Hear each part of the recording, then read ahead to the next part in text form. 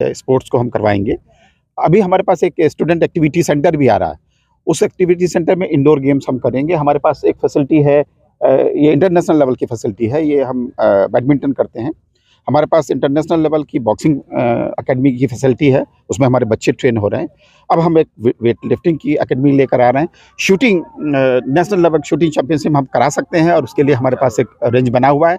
अभी night life के लिए हम अगर आप हमारे राइट देखेंगे तो वहाँ पे हम लॉन टेनिस लेकर आ रहे हैं और बास्केटबॉल।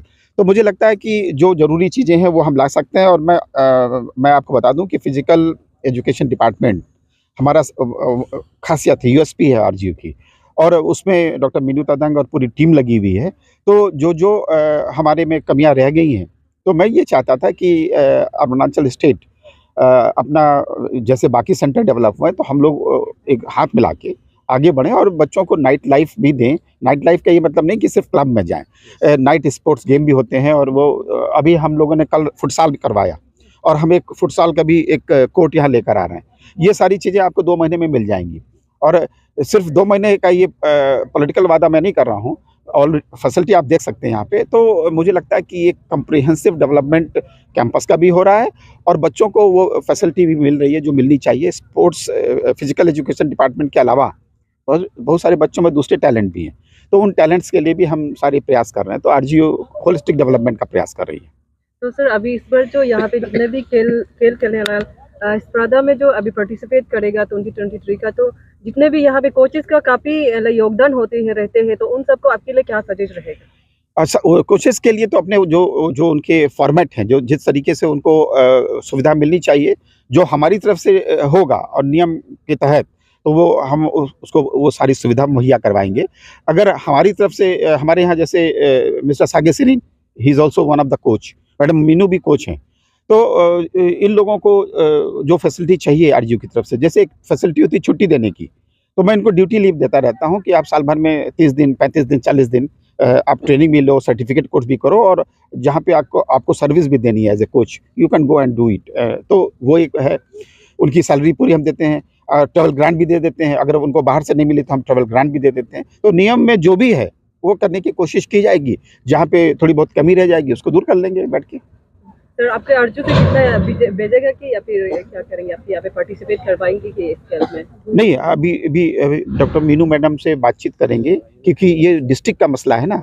ये पूरे स्टेट के लोग बच्चे खेल रहे हैं, ये सिर्फ आरजीयू के स्टूडेंट का मसला नहीं है। 7 ईयर से 16 ईयर तक या तो इसलिए हम आरजीयू के कैंपस में जो बच्चे हैं उनको मोटिवेट करेंगे, लेकिन जो नियम से है सारे डिस्ट्रिक्ट के बच्चे आएंगे और बाहर के डिस्ट्रिक्ट से भी आ रहे हैं, तो उस हिसाब से हम उनको प्रमोट करेंगे और थोड़ी फेलोशिप भी दे देंगे। वो जो हम कर सकते हैं वो कर देंगे। हम लोग अभी अपने बच्चों को, यानी कि जो यूनिवर्सिटी में फिजिकल एजुकेशन में बच्चे मिलते हैं, उनके नाश्ते में उनको हम वही देते हैं जो डाइट होती है, चने से लेकर वो सारी एनर्जी डाइट होती है वो देते हैं। तो we are capable of doing that one, and we are also sensible enough to promote from that direction. Sir इस खेल में काफी सारा लोग, क्योंकि यहाँ पे अंडर एज लोग का खेला जा रहा है, काफी सारा लोग जो है गेम स्पोर्ट में ध्यान देकर काफी स्टडी में ध्यान फोकस नहीं होते हैं, तो उसके ऊपर में आपकी क्या मैसेज है? बच्चों को मोटिवेट करने के लिए बैलेंसिंग करनी पड़ती है। अगर बच्चा दिन में खेल रहा है तो हम रात में उसके लिए अलग से कोचिंग कर सकते हैं, उसको रात में पढ़ा सकते हैं। तो ऐसा नहीं है कि पढ़ नहीं रहा है, पढ़ने का माहौल है और उसको हम मोटिवेट करेंगे। हम उसको रात में पढ़ने के लिए फैसिलिटी क्रिएट कर देंगे, और वो सब हम लोग कर रहे हैं। तो ऐसा नहीं है कि खेलते समय पढ़ाई में ध्यान नहीं दे रहा है। और आपको मैं बता दूं कि जो बच्चे स्पोर्ट्स में हैं उन बच्चों को हम रिजर्वेशन भी देते हैं। वो जो नेशनल लेवल की रिजर्वेशन पॉलिसी है, यहाँ तक कि फिजिकली चैलेंज स्पोर्ट्स में अलग से दे रहे हैं। 5% हम रिजर्वेशन देते हैं डिसेबल्ड, उसमें प्लेयर्स भी हैं। तो इस तरीके से हम उनको फैसिलिटी देने की कोशिश करते हैं। जैसा मैंने कहा कि अगर हमारे नॉलेज में कोई ऐसी इन्फॉर्मेशन आती है तो हम उसके लिए अलग से फैसिलिटी क्रिएट कर लेंगे। We must promote.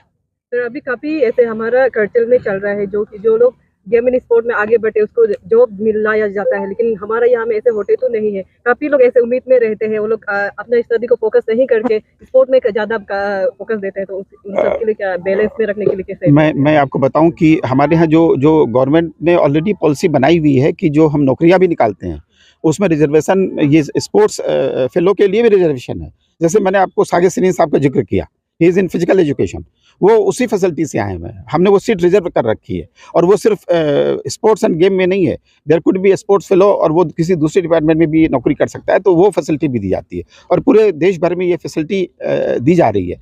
और मुझे लगता है कि अरुणाचल स्टेट अपने एक पॉलिसी उनके पास अपनी भी है, तो जो किया जा सकता है वो किया जा रहा है। जहाँ हमसे या आरजीयू हो या कोई और भी इंस्टीट्यूशन हो, उनसे अगर छूट गया है तो उसको और भी ऐड कर लेंगे। या